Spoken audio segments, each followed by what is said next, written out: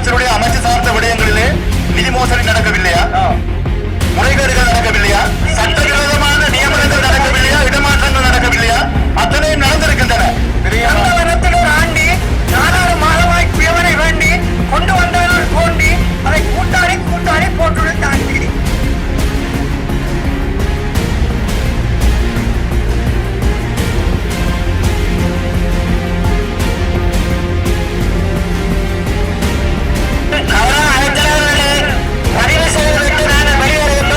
இந்த உரையை மீறுவங்களால் செய்யப்படுத்த முடியாது.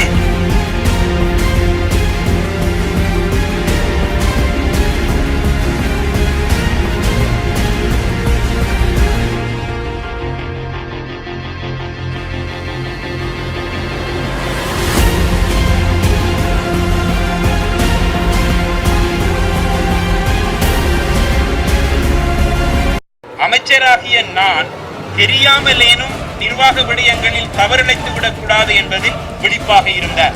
இத்தகைய இயல்பு கொண்ட ஒருவரை அவரது எதிர்கால வளர்ச்சியை பாதிக்கும் வரையில் அமைச்சருக்காக அதிகாரிகளை மிரட்டி முறைகேடுகளுக்கு துணை போனார் என்று குறிப்பிட்டிருப்பதை விசாரணையாளர்களின் உள்நோக்கத்துடன் கூடிய பதிவாகவே நான் கருதுகின்றேன். அறிக்கையை கண்ணுறும் பொழுது விசாரணை குழுவின் நம்பகத்தன்மையிலும் நடுநிலைமைத்தன்மையிலும் எனக்கு பலத்த சந்தேகம் ஏற்பட்டுள்ளது. விவசாய அமைச்சர் பதவியில் இருந்து கௌரவ நயனேசன் அவர்கள் வெளியேற வேண்டும் என்று சொல்லி அல்லது கௌரவ முதலமைச்சர் அவர்கள் கேட்டுக்கொள்வாராக இருந்தால் நிச்சயமாக மிகுந்த சந்தோஷத்துடன் அந்த பதவி அவர் எனக்கு அளித்த பதவி, நானாக அவரிடம் போய் கேட்டதும் இல்லை, அவராகவே என்னிடம் கொடுத்த பதவி. ஆனால் என் மீது இன்று சுமத்தப்பட்டுள்ள இளஞ்சம், இந்த நிதி மோசடி மற்றும் ஊழல் கட்ட குற்றச்சாட்டுகள் நிரூபிக்கப்படவில்லை என்று சொல்லி விசாரணை குழுவினர் தங்களது அறிக்கையில் தெரிவித்துள்ளனர். எனினும் விதப்புரையில் சந்தேகத்திற்கு அப்பாற்பட்ட விதையில் குற்றச்சாட்டுகள் நிரூபிக்கப்பட்டதாக குறிப்பிட்டு என்னை அமைச்சு பொறுப்புகளில் இருந்து நீக்க வேண்டும் என குறிப்பிட்டுள்ளனர். எவ்வித ஆதாரங்களும் இல்லாது நீதிக்கு புறம்பாக இவர்கள் வழங்கிய பரப்புரை ஊடகங்களில் பெருத்தூதப்பட்டு எனது கௌரவத்துக்கு பாரிய சரிவை ஏற்படுத்தியுள்ளது. கௌரவ முதலமைச்சர் அவர்கள் ஒரு நீதியரசர் என்ற வகையில் எனக்கு திட்டமிட்டு இழைக்கப்பட்ட இந்த மிக பெரும் அநீதிக்கு உரிய தீர்வை பெற்று தருமாறு தயவுடன் கேட்டுள்ளார். அமைச்சர்களாகிய நாம் உரிய பயிற்சியுடன் இந்த பதவிக்கு வரவில்லை. சட்டங்கள் எமக்கு சாதகமாக இருந்ததில்லை. அரசியல் சூழல் எமக்கு சாதகமாக இருப்பதாக தெரியவில்லை. இருப்பினும் நம் மக்களின் எதிர்பார்ப்பு எல்லை கடந்திருக்கின்றது. எம்மவர் எமக்கு பெற்றுத் தருவார்கள் என்ற திட நம்பிக்கை அவர்களுக்குண்டு. அதை நாம் சிதைத்தலாகாது. எம் அமைச்சர்கள் குற்றங்கள் இழைத்தார்களா இல்லையா என்பது முக்கியமில்லை. சட்டப்படி அவை குற்றங்களா இல்லையா என்பது முக்கியமில்லை. அவை தண்டனைக்கு உட்படுத்தப்படக்கூடிய குற்றங்களா அல்லது வெறும் தவறுகளா என்பது கூட முக்கியமில்லை. அமைச்சர்களின் நடவடிக்கைகள் என்று கூறப்பட்டுள்ளவை மக்கள் மனதில் எந்தவிதமான எண்ணங்களை, மன திருப்தியின்மையை, வெறுப்பை ஏற்படுத்தியுள்ளன என்பன சிந்திக்கப்பாதது. ஒருவர் மேல் தான் குற்றம் முதலமைச்சர் மற்றோரையும் தேவையில்லாது உள்ளடக்கியுள்ளார் என்ற குற்றச்சாட்டை சிலர் முன்வைத்தார்கள். விசாரணை அறிக்கை அதற்கு விடை பகர்ந்திருக்கின்றது. குற்றங்கள் என கூறப்பட்டவற்றை என்னிடம் தனிப்பட்ட முறையில் கூறியிருந்தால் அவை பற்றி உரிய விசாரணை செய்து நடவடிக்கைகள் எடுத்திருப்பேன். சந்தி சிரிக்க மன்றில் எடுத்து பத்திரிகைகளில் விளாசி தள்ளி அமர்க்களமாக்கிவிட்டார்கள். இப்பொழுது ஏன் தான் இவ்வாறு செய்தோம் என்று அல்லற்படுகின்றார்கள். அமைச்சர்களின் மனங்களையும் புண்படுத்தியுள்ளார்கள். இவ்வாறான புகார்கள் இனியாவது ரகசியமாக நமக்கு தெரியப்படுத்தப்பட்டால் உரிய நடவடிக்கைகளை நாம் எடுப்போம்.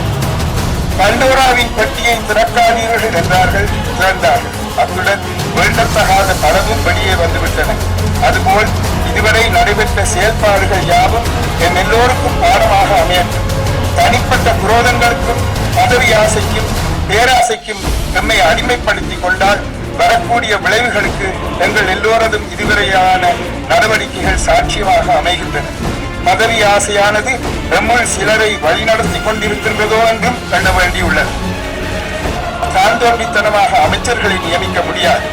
எனவே மக்களால் தேர்ந்தெடுக்கப்படும் முதலமைச்சர் தான் சிபாரிசு செய்த அமைச்சர்களை நீக்கி புதிய அமைச்சர்களை நியமிக்க கோரும் பொறுப்பை உடையவர் என்பதை இங்கு கூறியிருக்கின்றேன்.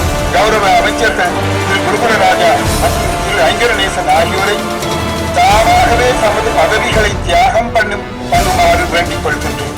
இயற்கை நீதியையும் அமைச்சர்களும் விடுமுறையில் விலகி இருக்க வேண்டும். தமது அமைச்சு விடயங்களில் அவர்களோ அவர்களின் பிரத்யேக ஆளுநரோ பங்கு பெற்றதாக அவர்களின் அமைச்சு பொறுப்புகளை நான் தற்காலிகமாக ஏற்றுக்கொள்கின்றேன். அமைச்சர்களின் செயலாளர்கள் எனக்கு பொறுப்பு கூற வேண்டும். விசாரணையில் அவர்கள் விடுதலை அடைந்தால் திரும்பவும் பதவிகளில் தொடர்ந்து கடமையாற்றலாம். எனவே முதலிரு அமைச்சர்களின் ராஜினாமா கடிதங்களையும் மத்திய இருவரின் ஒரு மாதத்திற்கான விடுமுறை கடிதங்களையும் நாளை மதியத்திற்கிடையில் நான் எதிர்பார்க்கின்றேன். இப்படி ஒரு நிலைமை இந்த சபையிலே வரும் என்று நான் எதிர்பார்க்கிறேன். கவலையாக இருக்கிறது. ஆனால் சரியாக நான் ஏற்றுக்கொள்கிறேன். மக்களும் ஏற்றுக்கொள்வார்கள். வெளியில் போனவர்களும் ஏற்றுக்கொள்ளவான்.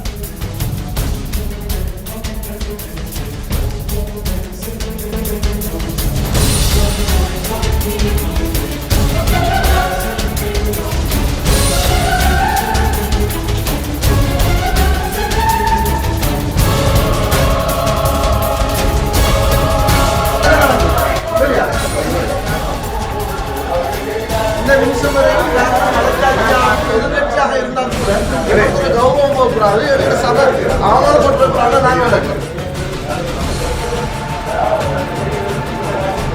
இல்லை ஏற்கனவே தயாரிக்கப்பட்ட அறிக்கைகள் வாசித்தேன். சூழ்நிலைக்கு ஏற்ற மாதிரி மற்றவங்க கருத்தை கேட்டு சொல்ல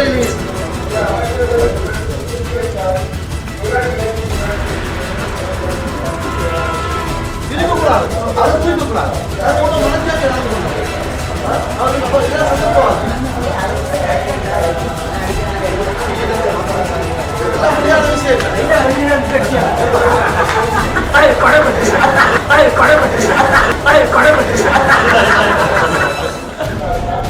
ஐயா, நீங்க உடனே எழுதிங்க. நான் லேட்டா எழுதுறது காரணம் இருக்கு.